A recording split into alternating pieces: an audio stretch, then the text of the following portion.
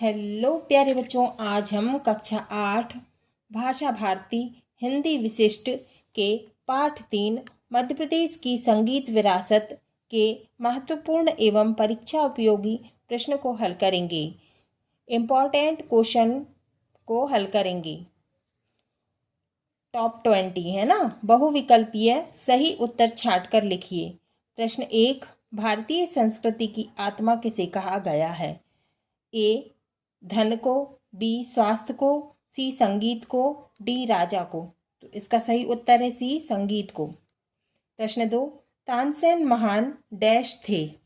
Option है ए कलाकार, B वादक, सी गायक, डी संगीतकार। तो इसका सही उत्तर है सी गायक। प्रश्न 3, संगीत सम्राट तानसेन के गुरु थे? ऑप्शन ए है Swami Haridas, option B Raja Mansingh Tomar, option C Baiju Bawra, option D Pandit Vishnu Digambar Paluskar. तो इसका सही उत्तर है ए स्वामी हरिदास।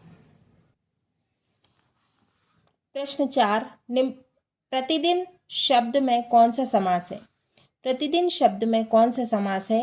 ऑप्शन ए है अव्ययी भाव समास, बी है तत्पुरुष समास, सी है बहुब्रीहि समास और डी है द्वंद्व समास। तो इसका सही उत्तर है ए अव्ययी भाव समास। प्रश्न 5, भारत रत्न लता मंगेशकर को स्वर कोकिला कहा जाता है क्योंकि वे? ऑप्शन ए सुरीली गायिका थीं, बी अच्छी नृत्यांगना थीं, सी प्रसिद्ध लेखिका थीं, डी दक्ष चित्रकार थीं। तो इसका सही उत्तर है ए सुरीली गायिका थीं। प्रश्न 6, ध्रुपद गायन के प्रणेता कौन थे? Option A Raja Mansingh Tomar, B सम्राट अकबर, सी कुमार गंधर्व, डी स्वामी हरिदास। तो इसका सही उत्तर है डी स्वामी हरिदास। प्रश्न 7, मालवी गीतों को राग दरबारी ढंग से गाने वाले गायक कौन कौन थे? ऑप्शन ए है बैजू बावरा, बी सिद्धराम कोमकली, सी तानसेन, डी स्वामी हरिदास। तो इसका सही उत्तर है बी सिद्धराम कोमकली। नीचे दिए गए शब्दों में से उचित शब्द चुनकर रिक्त स्थानों की पूर्ति कीजिए। तानसेन, संगीत, इक, उज्जैन, तन्मय और देवास। प्रश्न 8, तत् धनमय का संधि रूप क्या होगा? तन्मय है ना, रिक्त स्थान में आएगा तन्मय होगा। प्रश्न 9, संगीत को सीमा में नहीं बांधा जा सकता। तो रिक्त स्थान में क्या आएगा? संगीत। प्रश्न 10, आत्मिक शब्द में इक प्रत्यय है। कौन सा प्रत्यय है? इक है ना, तो रिक्त स्थान में आएगा इक।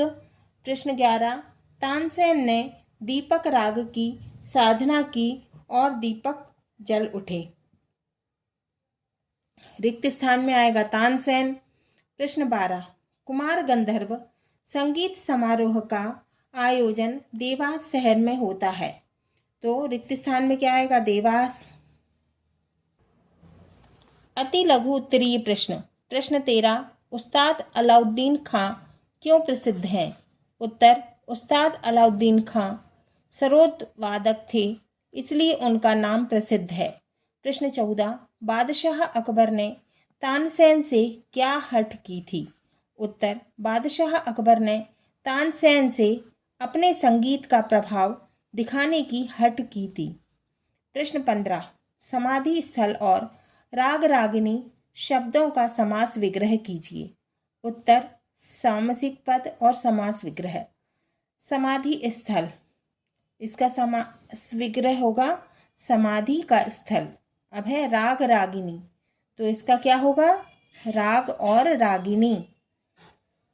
अब है लघु उत्तरीय प्रश्न। प्रश्न 16, लता जी को समूचे राष्ट्र की गायिका क्यों कहा जाता है? उत्तर, लता जी ने हर भाव, धर्म और भाषा के गीतों में अपने स्वरों को संजोया, इसीलिए उन्हें समूचे राष्ट्र की गायिका कहा जाता है। प्रश्न 17, कुमार गंधर्व ने कौन कौन से रागों की रचना की?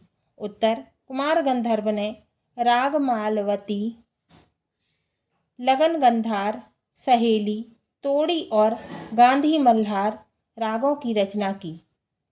कुमार गंधर्व ने मालवी गीतों को राग दरबारी ढंग से गाकर नए आयाम दिए व सूर तुलसी, कबीर और मीरा के पदों को जन सामान्य तक पहुंचाया। प्रश्न 18, मध्यकालीन भारत में संगीत की परंपरा कहाँ से प्रारंभ हुई? इस स्थान पर संगीत से जुड़ा कौन सा आयोजन होता है? उत्तर, मध्यकालीन भारत में संगीत की परंपरा ग्वालियर घराने से प्रारंभ हुई।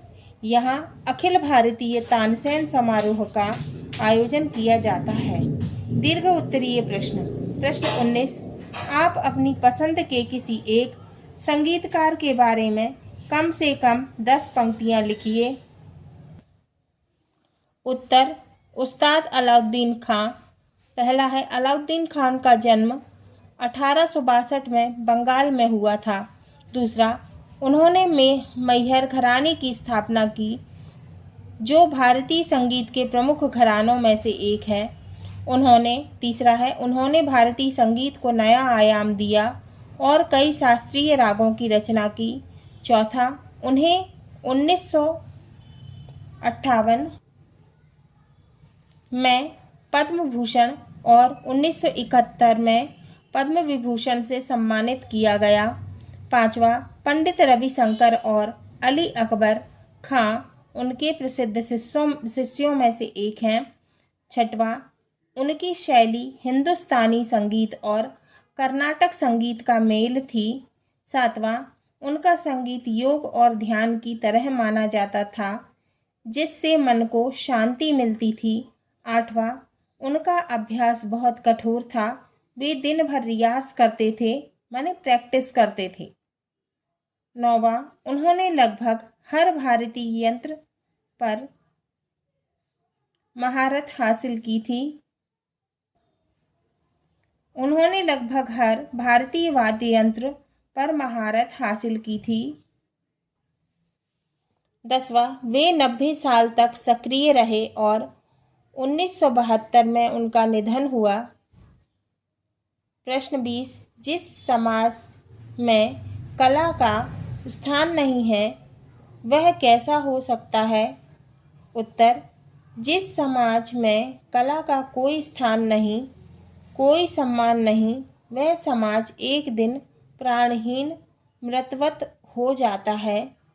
हमारे कला साधकों, ऋषि मुनियों ने कला को हजारों वर्षों से जीवंत रखा है।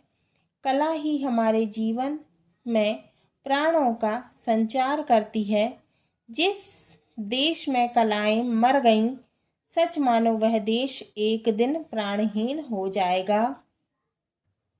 हाँ तो प्यारे बच्चों, ये हमारे टॉप 20 क्वेश्चन पूर्ण हुए।